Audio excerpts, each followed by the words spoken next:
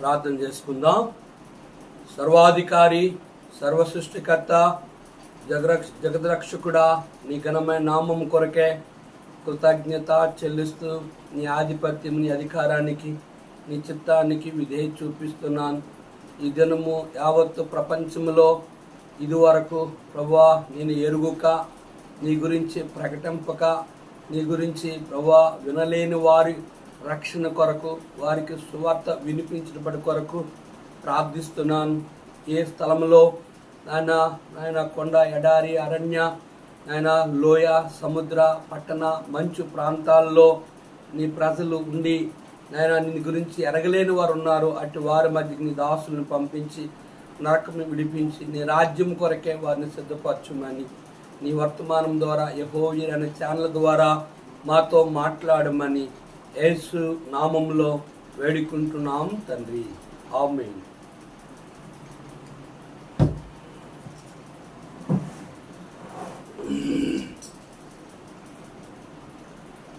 405 పాట పాడదాం. తెరువు నీరు దయా ద్వారంబు నేడే, ప్రభు యేసునందే రక్షణ కలదు. నిర్లక్ష్యముగా జీవించదేలా, నిర్లక్ష్యముగా జీవించనేలా, వేచియున్నది తీర్పుని కొరకై, పరమునకే గుట కాయాసపడుము. తెరువు నీ హృదయంబును, జన్మంబుతోనే పాపివి నీవు, నీతిమంతుడే లేడు. జన్మంబుతోనే పాపివి నీవు, నీతిమంతుడే లేడు. కామ, క్రోధ, లోభ, మోహ పాపపు డాగులివియే. కామ, క్రోధ, లోభ, మోహ పాపపు డాగులివియే. తెరువు నీ హృదయ ద్వారంబు నేడే, ప్రభు యేసునందే రక్షణ కలదు. నిర్లక్ష్యముగా జీవించనేలా, నిర్లక్ష్యముగా జీవించనేలా, వేచియున్నది తీర్పుని కొరకై, పరమునకే గుట కాయాసపడుము. తెరువు నీ హృదయంబును, ధర్మ కర్మల వస్త్రంబు నీవు కప్పుకొన్నదాగవు. ధర్మ కర్మల వస్త్రంబు నీవు కప్పుకొన్నదాగవు. నీ పాపము కడిగి నీతిగా తీర్చే ఔషధమేమీ లేదు. నీ పాపము కడిగి నీతిగా తీర్చే ఔషధమేమీ లేదు. తెరువు నీ హృదయ ద్వారంబు నేడే, తెలియదు నీకు నీ మరణ దినము, నిత్యంతగానుండెదవా. తెలియదు నీకు నీ మరణ దినము, నిత్యంతగానుండెదవా. పాప ఫలితము నరకము వినుము, విడిపించడి వారెవ్వారు. పాప ఫలితము నరకము వినుము, విడిపించడి వారెవ్వారు. తెరువు నీ హృదయ ద్వారంబు నేడే, ప్రభు యేసునందే రక్షణ కలదు. నిర్లక్ష్యముగా జీవించనేలా నిర్లక్ష్యముగా జీవించనేలా వేచియున్నది తీర్పుని కొరకై పరము నాకే గుట కాయాత పడుము తెరువు నీరుదాయంబును.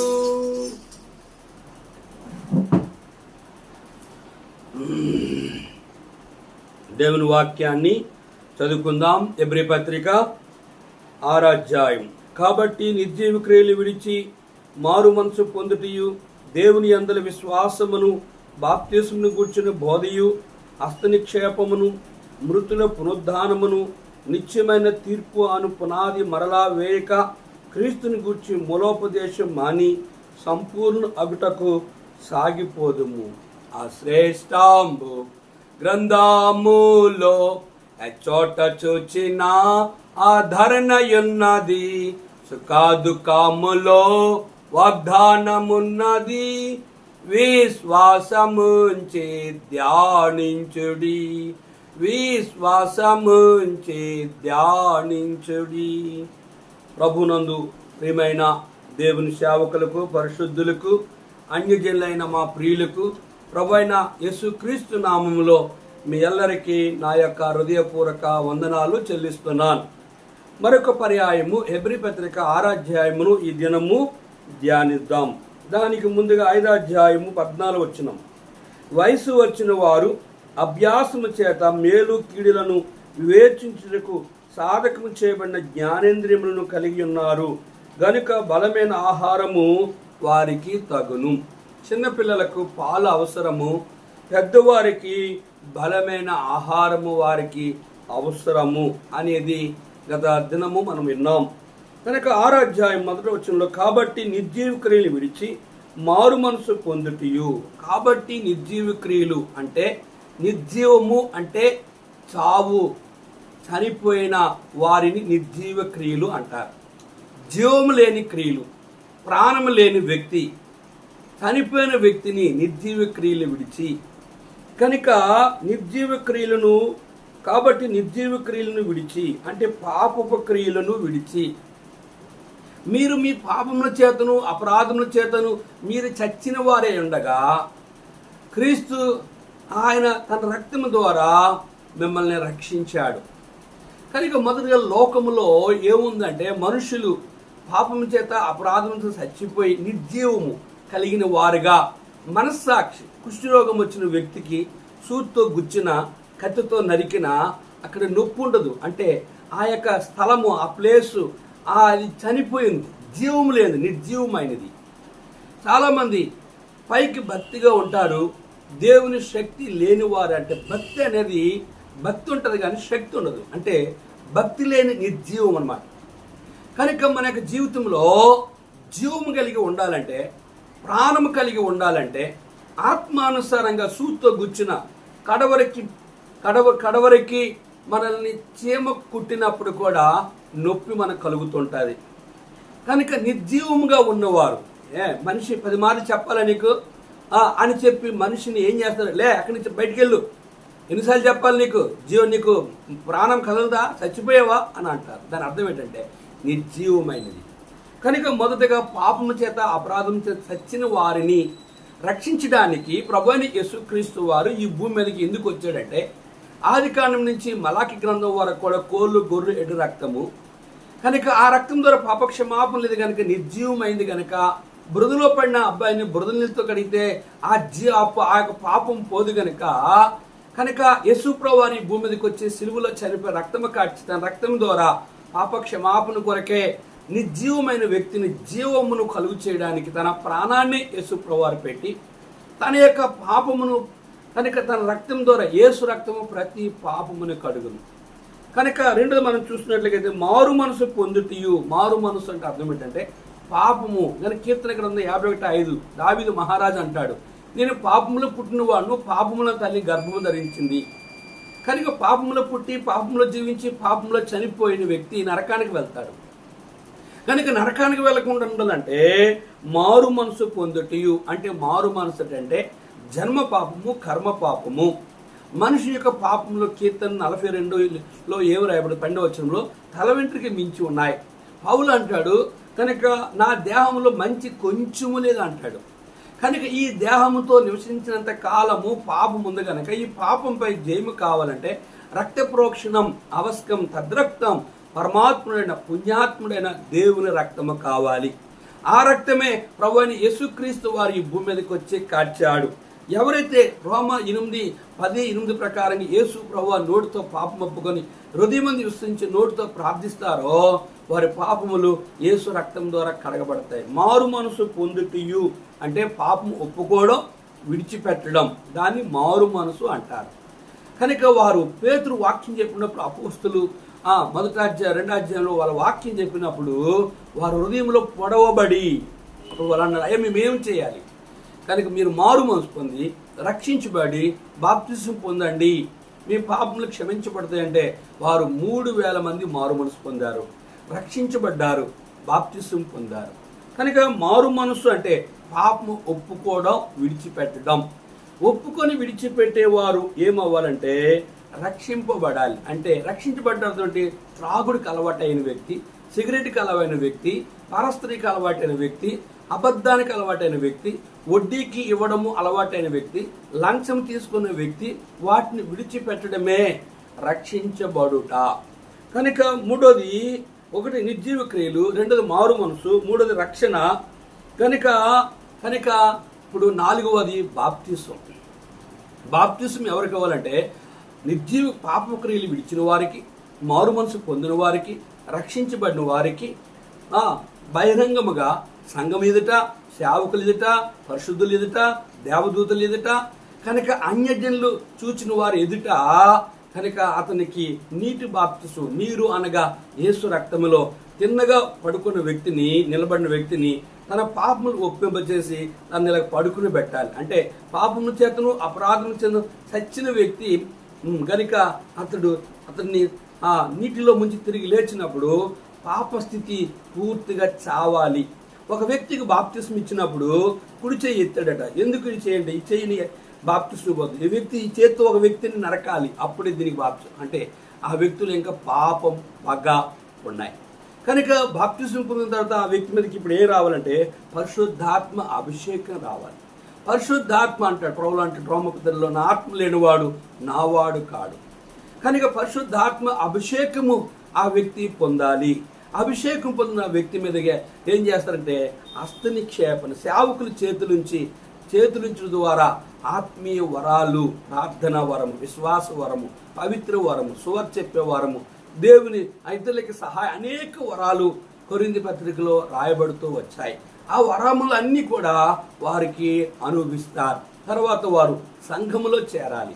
కనుక సంఘములో చేరిన వారు దేవుని వాక్యం విని, పాటలు పాడి, ఆ యొక్క నామములో ఆరాధించి, ఆ నామములో ప్రతి ఆదివారము బలను సమీపించి, సంఘములో ఉన్న ఆల్నేటివ్ సంఘ ప్రార్థన గృహకూడిక, సువార్త కూడికి గనుక సంఘంలో జరిగిన ప్రతి కార్యక్రమంలో పాల్గొ వ్యక్తిగా ఉన్న వ్యక్తి సంఘములో అంగముగా ఆ వ్యక్తి సంఘములో ఉన్నట్టుగా ఆ వ్యక్తి అప్పుడు పరిశుద్ధుడు అవుతాడు. అతని పేరు జీవగ్రంథమందు రాయబడుతుంది. నిర్జీవికులు విడిచిపెట్టాలి, మారు మనసు పొందాలి, రక్షించబడాలి, బాప్తిసం పొందాలి, పరిశుద్ధాత్మ అభిషేకం పొందాలి, హస్తనిక్షేపణ చేయబడాలి, సంఘములో చేరాలి, ఆరాధించాలి, పాటలు పాడాలి, దేవుని వాక్యం వినాలి, బలలో పాల్గొవాలి. సంఘ కార్యక్రమాలు, అన్ని కార్యక్రమాల్లో ఆ వ్యక్తి సంఘములో ఒక అంగముగా ఉండి బాధ్యత కలిగిన వ్యక్తిగా ఉండాలి. అటు వ్యక్తి గురించి ఏం చెప్తుంటే దేవుని విశ్వాసమును, బాప్తిసమును కూర్చున్న బోధయు. కనుక బాప్తిసం గురించి స్పష్టమైన బోధను అతనికి చేయగలిగి ఉండాలి. హస్తనిక్షేపమును, మృతుల పునరుద్ధానము, చనిపోయిన వారు తిరిగి లేస్తారు అని లేఖనంలో యోహాను సువార్త 5వ అధ్యాయంలో సమాధులు తిరుగుబడతాయి. మొదటగా ఎవరు లెగిస్తారంటే ప్రభునందు మృతునందున మృతులు. మొదట ప్రభు వచ్చినప్పుడు సమాధులు తిరుగుబడి మృతులు తిరిగి వారు లేస్తారు. కనుక హస్తనిక్షేపం గురించి మృతులు పునరుద్ధానము, నిత్యమైన తీర్పు, నిత్యము తీర్పు ఉంటారు.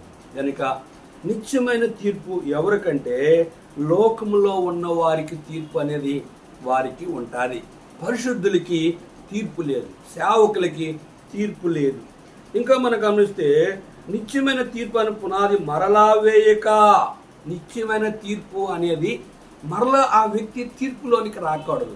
వంటకాల సమయం చెప్పాను, రోమా 12, రోమా 8:1. కాబట్టి ఇప్పుడు క్రీస్తు యేసు నందున్న వారికి ఏ శిక్షా విధి లేదని చెప్పి ప్రభు నమ్ముకుని, కూరలో గరిట ఉంటుంది, గరిటికి ఉప్పు వర తెలియదు. అలాగే చాలామంది నేను ప్రభు నమ్ముకుని బాప్తిసం తీసుకుని బల తీసుకున్నాను, సేవ చేస్తున్నాను, విశ్వాసగా బతుకుతున్నాను, 20 సంవత్సరాలు అయ్యిందని చెప్పి మళ్ళా త్రాగుడికి, మళ్ళీ వ్యభిచారానికి, మళ్ళీ విడిచొచ్చిన పాపాలన్నింటికి బానిస అయినట్టుగా ఆ సేవకుడు కానీ ఆ విశ్వాస కానీ నిత్యమైన తీర్పు అనేది అతని మీదకి వస్తుంది. మరలా వేయక అంటే, మరలా అంటే రెండో పర్యాయం, ద్వితోపదేశ కాండం అంటే రెండోసారి హెచ్చరిక అనేది అర్థం.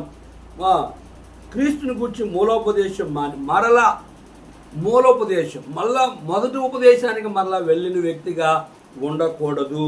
సంపూర్ణమగుటకు సాగిపోదుము. ఆ వ్యక్తి ప్రభువు కొరకే చనిపోయినంత వరకు కూడా విశ్వాసగా సేవకుడిగా నా దేవుడు పరిశుద్ధుడు, నేను పరిశుద్ధుని అని చెప్పి పరిశుద్ధముగా ఆ వ్యక్తి ముందుకు కొనసాగుతూ ఉండాలి. దేవుడు సెలవిచ్చిన ఎడల మనం ఇలాగూ చేయదుము. ఒకసారి వెలిగింబడి పరలోకసమైన వరమును చూచి పరిశుద్ధాత్మల పాలువారే దేవుని దివ్య వాక్యమును రాబోయేకు సంబంధమైన శక్తుల ప్రభావము అనిపించిన తర్వాత తప్పిపోయిన వారు తమ విషయంలో దేవుని కుమారుని మరలా సిలువ వేయచ్చు బాహాటముగా ఆయన అవమానపరుచున్నారు గనుక మారు మనసు పొందినట్లు అటు వారిని మరలా నూతన పరచుట అసాధ్యం.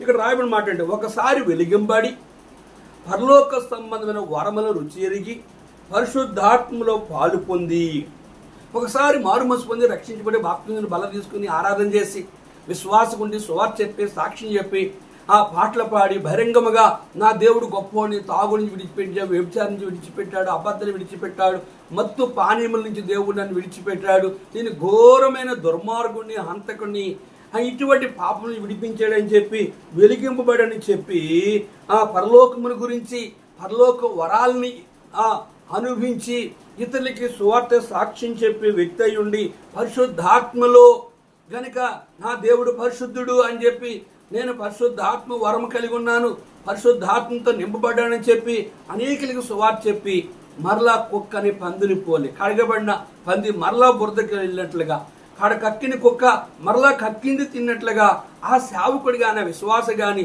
విడిచొచ్చిన పాపాలకి మరలా బానిస అయిపోతే దేవుని దివ్య వాక్యమును రాబో యుగ సంబంధమైన శక్తుల ప్రభావము అనిపించిన తర్వాత దేవుని వాక్యమును ఎరిగి, దేవుని చిత్తాన్ని ఎరిగి, నరకము పరలోకాన్ని గురించి ఎరిగి, బైబిల్ గ్రంథాన్ని గురించి ఎరిగి, పరలోక భూమి మీద నా దేవుడే గొప్పోడని సువార్త చెప్పి ఆ నామానికి అవమానకరంగా జీవించినట్లుగైతే రాబో యుగ సంబంధమైన శక్తుల ప్రభావము అనుభవించి, అంటే రాబోయే దేవుని ఉగ్రత, రాబోయే పరలోకము, రాబోయే నరకము, రాబోయే వైకుంఠమును అన్నీ వెరిగి రుచించి కూడా గమనించిన తర్వాత తప్పిపోయిన వారు తమ విషయంలో కనుక తమ విషయంలో దేవుని కుమారుని మరలా, ఒకసారి యూదులు యేసు ప్రభువుని తెలియక సిలువేశారు, మీరే ఆయన సిలువేస్తారని పేతురు వాక్యం చెప్పినప్పుడు, అయితే మేము ఇప్పుడు ఏం చేయాలని చెప్పినప్పుడు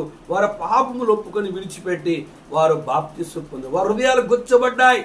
కనుక మరలా అంటే రెండో పర్యాయము మరలా ఒక విశ్వాసగా, ఒక సేవకుడుగా రాయబడిన ప్రకారంగా నిన్ను బట్టి నన్ను బట్టి దేవుని నామానికి అవమానం రాకుండా విడిచి వచ్చిన పాప నీతి కార్యాలకు మరల బానిస అయిపోయినట్లుగైతే అట్టి వారిని సిలువేయచ్చు, బాహాటముగా సిలువేయచ్చు ఆయనను అవమానపరుచున్నారు. బాహాటముగా బహిరంగముగా ఆయన్ని, నీ దేవుణ్ణి, ఏ దేవుని గురించి సువార్త చెప్పి సాక్షిని చెప్పావో, ఏ మందిరానికి తెల్లబట్టలు వేసుకుని బైబిల్ పట్టుకొని వెళ్ళావో, ఏ దేవుడు గొప్పోడని ప్రజలకు సాక్ష్యం ఇచ్చావో, అదే విషయం నాకు గమనించినట్లుగా బైబిల్ గ్రంథంలో సంసోను చివరి సమయంలో ప్రార్థన చేశాడు, ప్రభా ఈ ఒక్కమారు నన్ను క్షమించని పశ్చాత్తాపడ్డాడు. దేవుడు తనకి అవకాశం ఇచ్చి వాళ్ళతో కూడా 3000 మందితో సంసోను చనిపోయాడు. కారణం ఏంటంటే దేవుని నామకు అవమానకరంగా జీవించాడు.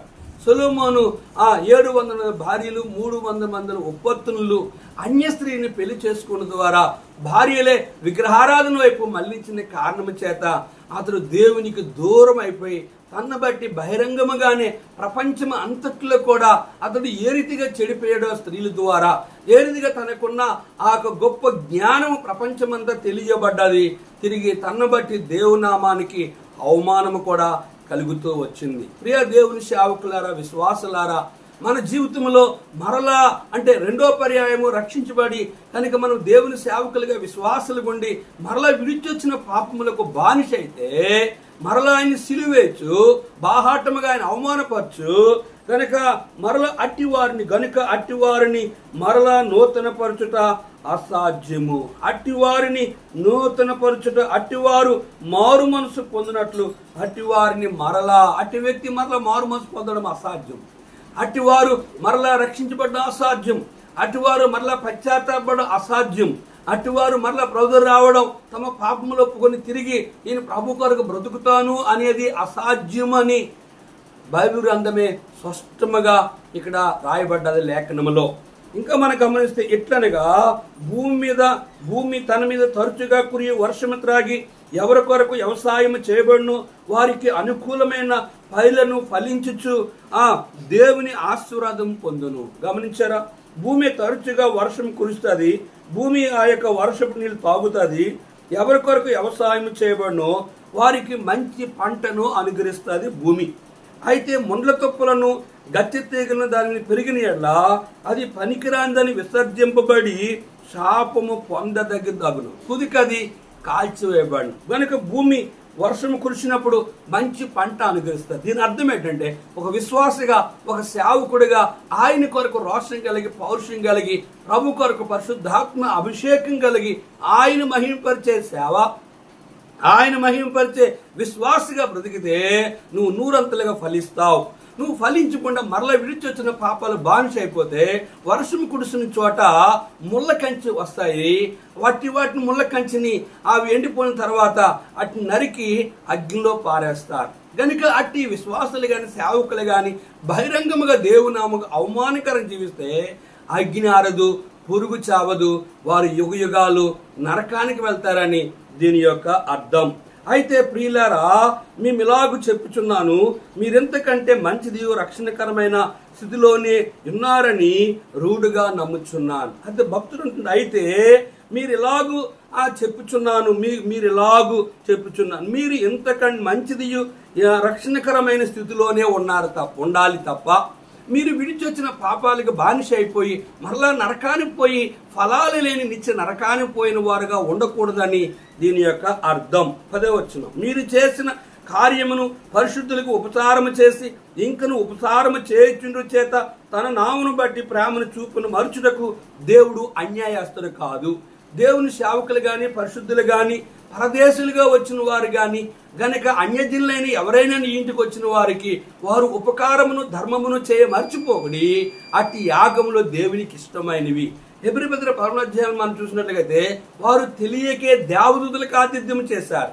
కనుక నువ్వు ప్రభువు నామములో ఎవరికే గాని నువ్వు మేలు చేసి, నువ్వు సహాయం చేసి పరిశుద్ధులకి, సేవకులకు ఉపచారం చేసిన చేత నువ్వు చేసిన ఉపకారం, ఆ మేలు గనక ఆ యొక్క దేవునికి ఏది ఇచ్చినా దాని ద్వారా నీకు దినాన్ని పరలోకములో నీ బహుమానం ఉంటుంది, భూమి మీద కూడా నీకు బహుమానం ఉంటుందని అర్థం. మీరు మందులు కాక విశ్వాసం చేతను, ఓర్పు చేతను వాగ్దానము స్వతంత్రించుకుని వారిని పోల్ని నడుచుకున్నట్లు మీలో ప్రతివాడు ఈ నిరీక్షణ పరిపూర్ణము నిమిత్తము మీరు ఇదివరకు కనపరిచిన ఆసక్తి తుదుమట్టు కనపరచవాలని అపేక్షించుచున్నాను. ఇక రాయబడిన మాట అంటే మీరు మందులు కాక కనుక చెవిటి వారుగా కాక, దేవుని వాక్యం విని దేవుని వాక్యాన్ని వ్యతిరేకంగా జీవించేవారు కాక, చాలా మంది చెవులు మందమతిగా వింటారు.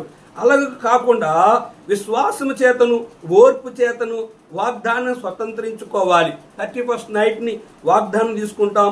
ఆ వాగ్దానాన్ని స్వతంత్రించే దేవుడు మన పక్షం ఉన్నాడు. మనం ఆయన మీద ఆధారపడి ఆయన పోలు నడుచుకున్నట్లయితే మీలో ప్రతివాడు నిరీక్షణ కలిగి పరిపూర్ణముగా నిమిత్తము మీరు ఇది వరకు కనపరిచిన ఆసక్తి, మొదట ఉండే విశ్వాసం, మొదట ఉండే ప్రార్థన, మొదట ఉండే పవిత్రత, మొదట ఉండే పరిశుద్ధాత్మాభిషేకము, మొదట ఉండే దేవుని కొరకు రోషం కలిగే జీవితము, అంతం వరకు కూడా నువ్వు అట్టి రీతి అంతం వరకు రక్షించబడేవాడే పరలోక రాజ్యాన్ని వారసుడు అని రాయబడ్డాది.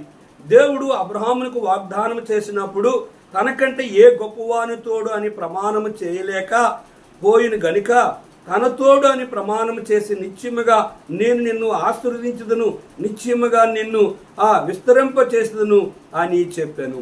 అబ్రహాము వాగ్దానం చేసినప్పుడు ఏ గొప్పవాని తోడని ప్రమాణం చేయక తన తోడనే ప్రమాణం చేసుకున్నాడు. కానీ ఇక్కడ దేవుడు నిశ్చయముగా అబ్రహామును ఆశీర్వదించాడు, నిశ్చయముగా అబ్రహామును విస్తరింప చేశాడు. ఆ మాట నమ్మి అతడు ఓర్పుతో సహించి ఆ వాగ్దానాన్ని పొందాడు. కనుక అబ్రహాము తన జీవితంలో తన భార్యకి బిడ్డలేనప్పుడు ఓర్పుతో సహనముతో నిరీక్షణ కలిగినప్పుడు కనుక వృద్ధాభిమందు దేవుడు ఇస్సాకు వాగ్దానం ఇచ్చాడు. ఆ వాగ్దానాన్ని ఇస్సాకుని అనుగ్రహించాడు.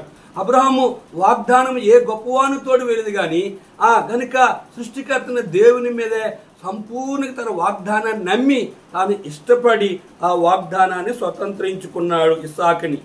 మనుషులు తమ కంటే గొప్పవానితోడు అని ప్రమాణం చేతురు, వారి ప్రతి వివాదాంశములను పరిష్కారము చేయనది ప్రమాణమే.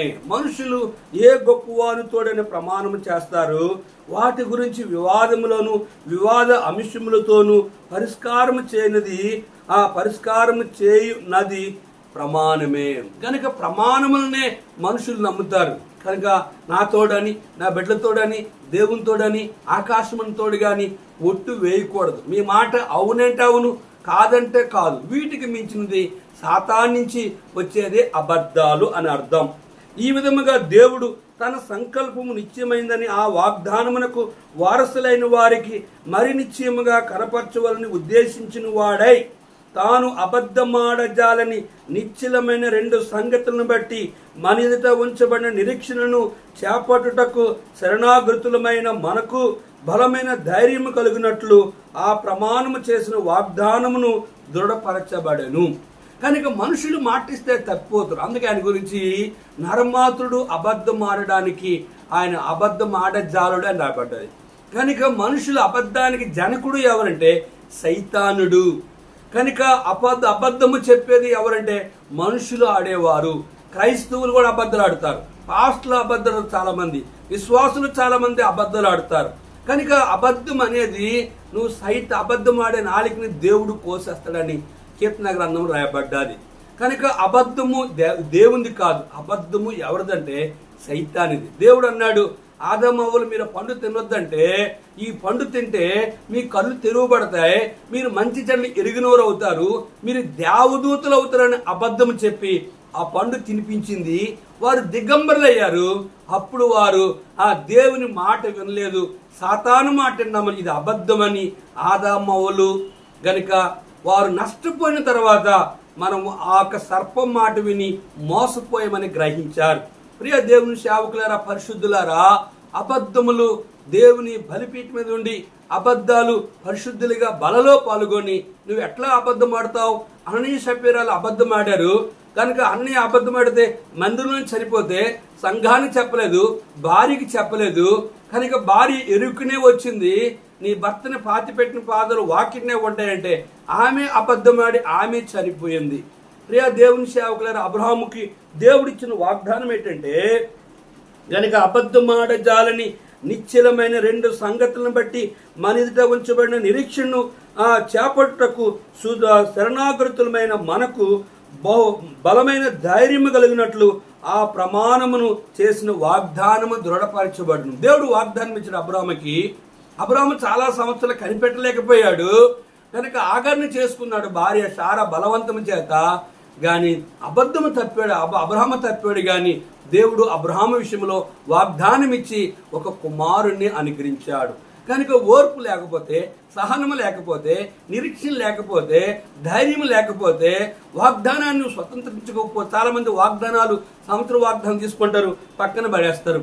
ఆ నెల మాత్రం ప్రార్థన చేస్తారు, తర్వాత ఆ వాగ్దానం మర్చిపోతారు. వాగ్దానం అనేది నెరవేర్చబడినంత వరకు కూడా 1 సంవత్సరమే కాదు, నువ్వు ఇచ్చిన ప్రతి వాగ్దానాన్ని దేవుడు జీవితకాలం అంతా నెరవేర్చేవాడుగా ఉంటాడు. ఇక్కడ రాయబడిన లేఖన భాగం చూస్తున్నట్లుగా అయితే గనుక దేవుడు తన సంకల్పం నిశ్చలమైందని ఆ వాగ్దానమునకు వారసులైన వారికి మరి నిశ్చయముగా అంటే నిశ్చయముగా కనపరచుని ఉద్దేశించిన వాడై చూసి గమనించారా? కనుక ఆ వాగ్దానమునకు వారసులైన వారికి ఆయన ఉద్దేశించినది తప్పనిసరిగా నెరవేర్చగలిగే దైవత్వం కలిగిన దేవుడు ప్రభువైన యేసుక్రీస్తు వారు. కనుక అటు సృష్టికర్తన దేవుడు నీకు కావాలి, అటు రక్షకుడు నీకు కావాలి అంటే అబద్ధమాడజాలని దేవుడు, అబద్ధమాడలేని సేవకులు, అబద్ధమాడలేని పరిశుద్ధులు భూమి మీద ఉన్నారు. వీరెవరంటే ఈ జీవ గ్రంథమందు ఏ సేవకుని పేరు రాయబడుతుందో, ఏ విశ్వాస పేరు బైబిల్ గ్రంథంలో జీవనం రాయబడుతుందో వారే పరలోక రాజ్యంలో ఉంటారు. కనుక ఈ నిరీక్షణ నిశ్చలము స్థిరమనై మన ఆత్మలకు మన ఆత్మకు లంగరవలే నుండి తెరలోపల ప్రవేశించున్నది. నిరీక్షణ నిశ్చయము స్థిరమనై మన ఆత్మకు లంగరవలే తెరలోపల ప్రవేశించున్నది. కనుక మన వాగ్దానం చేసిన దేవుడు ఎటువంటి అంటే ఆయన ఈ నిరీక్షణ కలిగిన వాడు. కనుక ఆయన మాటిస్తే స్థిరమైన పరిస్థితి కలిగిన వాడు.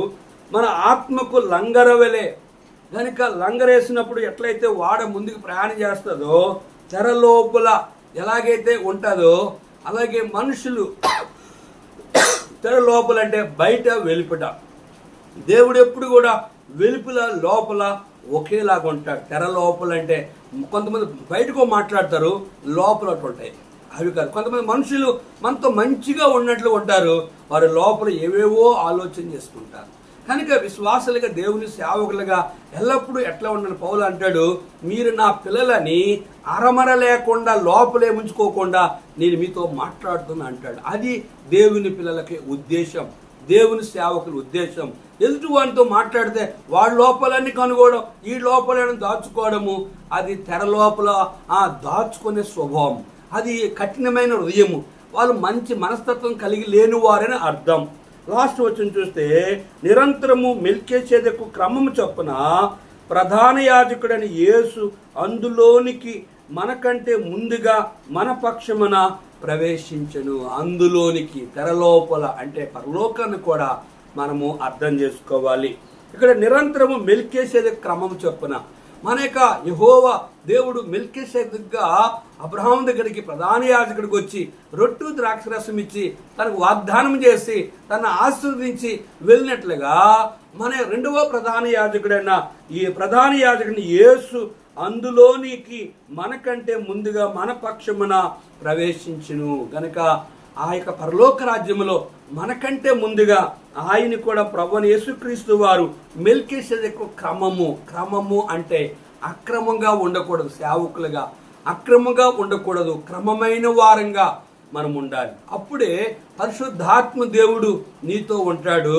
కనుక నీ ఆత్మ కలవరం చెందు, నీ మనస్సాక్షి కలవరం చెందు, నీ ముఖంలో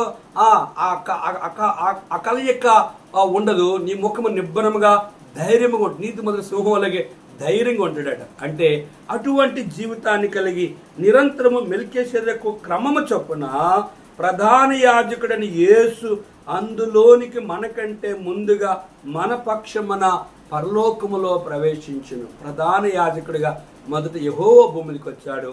రెండోది ప్రధాన యాజకుడిగా ప్రభువైన యేసుక్రీస్తు వచ్చి మనకంటే ముందుగా పరలోకములో ప్రవేశించాడు. ఆయనతో పాటు యుగయుగాలు నీవు నేను ఆయన దగ్గర ఉండాలంటే మనల్ని మనము పరీక్షించుకొని మచ్చ, డాగు, కలంకం, ముడత అట్లా మరి ఏదేం లేక పరిశుద్ధమైంది గాను నిర్దోషమైంది గాను మహిమగల సంగముగా ఆయన ఎదుట నిలబడిన వారంగా మనము సేవకులుగా విశ్వాసులుగా నిర్దోషులుగా వాగ్దానాన్ని నమ్మగలిగిన వారుగా నిరీక్షణ కలిగి ఆయన రాకడ కొరకే కనిపెట్టే వారముగా ఉందాం. ప్రార్థన చేసుకుందాం. సర్వాధికారి కొన్ని మాటలు మా ప్రియులు అన్నారు, నీ ఏర్పాట్లు ఉన్న వారిని రక్షించు. సేవకులుగా విశ్వాసులుగా అయా మేము నిరంతరము మెల్కీషెదెకు క్రమము చొప్పున అయా నీ యాజకులుగా నీ రాజ్యానికి హక్కుదారులుగా అయా నీ పరలోకములో ప్రవేశికులుగా మమ్మల్ని సిద్ధపరచడానికి ఇష్టపడినందుకు వందనాలు చెల్లిస్తూ యేసు నామములో అడిగి వేడుకుంటున్నాం తండ్రి. ఆమేన్. మన పరమ తండ్రి దేవుని ప్రేమయు కుమారుని యేసుక్రీస్తు వారి కృపయు పరిశుద్ధాత్మీయ అన్యోన్య సహవాసము తను ప్రేమించు వారికి కూడిన మనకు తోడుండి ఆశీర్వదించునుగాక. ఆమేన్.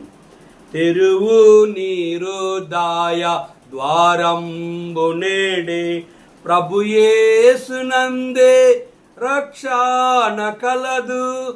నిర్లక్ష్యముగా జీవించవేళ నిర్లక్ష్యముగా జీవించనేలా వేచియున్నది తీర్పు నీ కొరకై పరము నాకే గుట కాయాత పడుము తెరువు నీరుదాయంబును. Praise the lord.